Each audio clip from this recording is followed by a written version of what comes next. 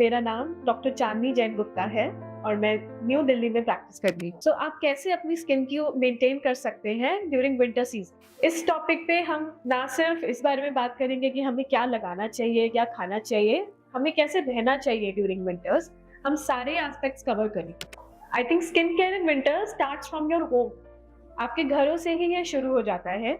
जैसे कि हम में से बहुत से ऐसे लोग हैं जो घर में बहुत ज़्यादा हीटर लगाने की कोशिश करते हैं इन विंटर्स। हमें अच्छा लगता है कि रूम थोड़ा-सा गर्म रहे, बट ये आपकी स्किन के लिए बहुत ज़्यादा हानिकारक हो सकता है। तो आई वुड सजेस्ट कि आप नॉर्मल ब्लोअर या वार्मर की जगह आप ऑयल हीटर्स पे स्विच करें।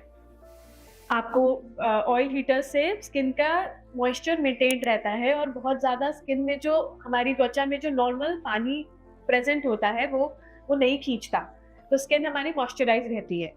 एंड 1 से 2 घंटे से ज़्यादा हीटर नहीं लगाना चाहिए।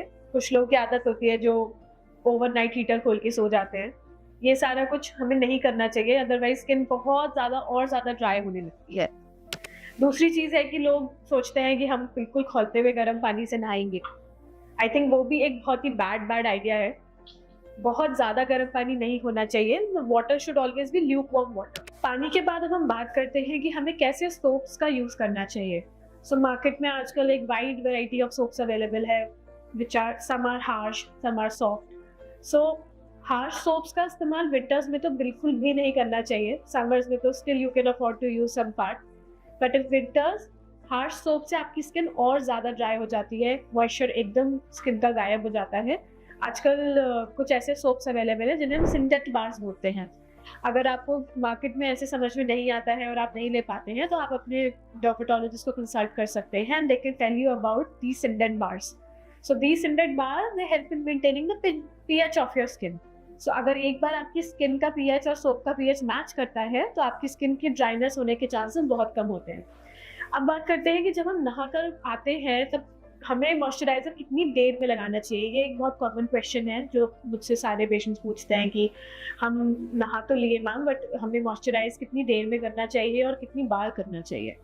Moisturization should start with in 2 to 3 months after you take bath. 2 से 3 मिनट के अंदर अगर आप पूरी एक नम बॉडी के ऊपर, मॉइस्ट बॉडी के ऊपर पूरी बॉडी पे अगर मॉइस्चराइज कर लेते हैं, तो वो मॉइस्चराइजर सील हो जाता है, बॉडी में लॉक हो जाता है और उसको लूज करने के चांसेस बहुत कम हो जाते हैं।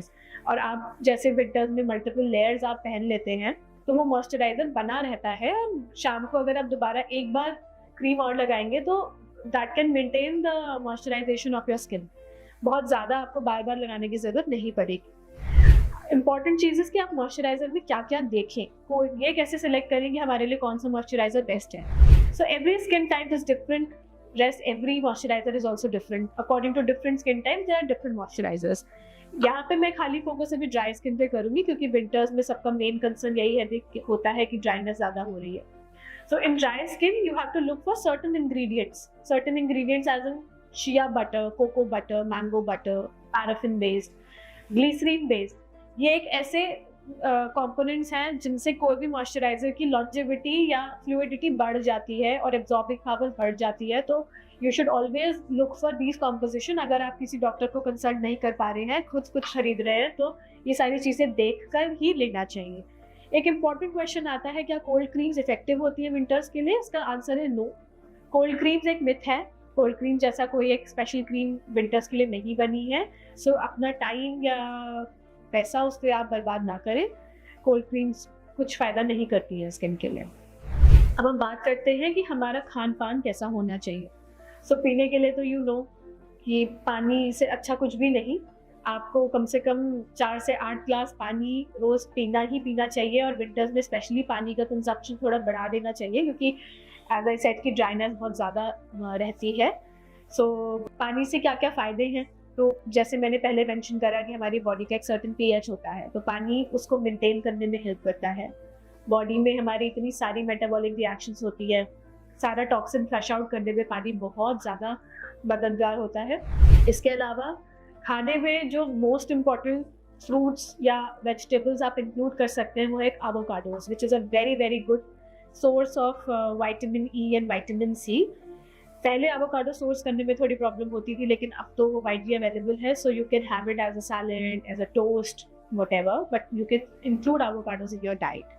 आप आंवला इंक्लूड कर सकते हैं, आमंड्स इंक्लूड कर सकते हैं, sunflower seeds, walnuts, all these things are very very rich in moisture. Sweet potatoes is a very good anti ageing agent, जिसकी वजह से आपकी एजिंग भी डिले हो जाती है और स्किन का मॉइस्चराइजेशन एकदम मेंटेन रहता है. ये आप यूज़ कर सकते हैं. इसके अलावा आप जितनी भी बेल पेपर्स हैं, red, green, yellow bell peppers, Shimla मिर्च जिन्हें हम बोलते हैं, वो भी आप खूब मात्रा में खा सकते हैं, जिससे कि आपकी स्किन मेंटेन रहे. ये मेजर चीज़ें हैं maintaining for maintenance of your skin, like the vegetables and fruits and creams. इसके अलावा एक एनवायरमेंटल फैक्टर है, जैसे कि स्किन, हमारा टेम्परेचर कम होने की वजह से एयर बहुत ड्राई होने लगती है, तो उस केस में आप अपने रूम में ह्यूमिडिफायर लगा सकते हैं, which is very easily available nowadays. अगर आप रूम में एक ह्यूमिडिफायर लगाएंगे तो it keeps the air of the room moisturised, पूरा hydrated, and keeps your skin hydrated. So humidifier is one thing जो आप अपने रूम्स में यूज़ कर सकते हैं और अपनी स्किन को मेंटेन कर सकते हैं. इसके अलावा अगर आपकी और भी कोई क्वेरी है तो आप नीचे कमेंट सेक्शन में अपने क्वेश्चंस को मेंशन कर सकते हैं, and I am always available to answer.